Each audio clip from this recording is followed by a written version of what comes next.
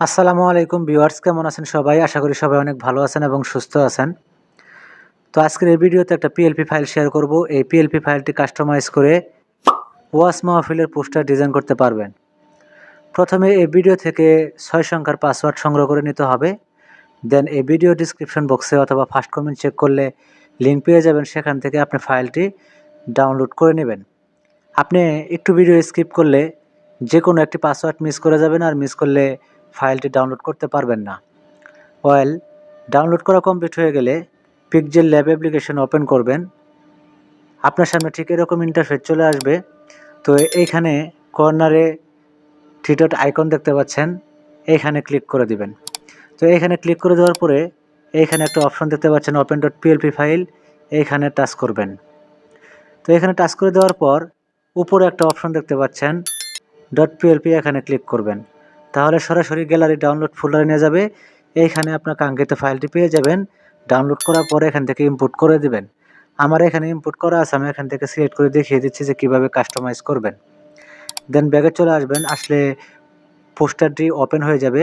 তো এখানে আপনি প্রত্যেকটা লেয়ারে এখানে লক করা রয়েছে, আপনাকে আনলক করতে হবে। আনলক করতে এই লেয়ার অপশনে ক্লিক করবেন। তো ক্লিক করে দেওয়ার পর এখানে আপনি কি লেয়ার ইউজ করছি সম্পূর্ণ কিন্তু আপনি দেখতে পাবেন।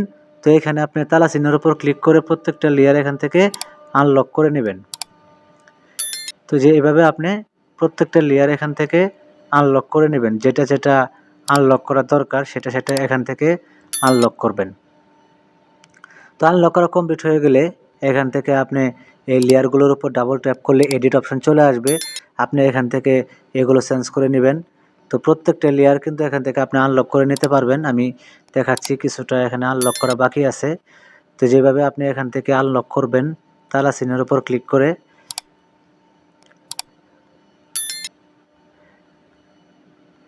তো আনলক করা হয়ে গেলে এখান থেকে ডাবল ট্যাপ করলে এডিট অপশন চলে আসবে। এখানে আপনি চেঞ্জ করে নেবেন। তো এখান থেকে আপনার কী চেঞ্জ করা দরকার এগুলো চেঞ্জ করে নেবেন।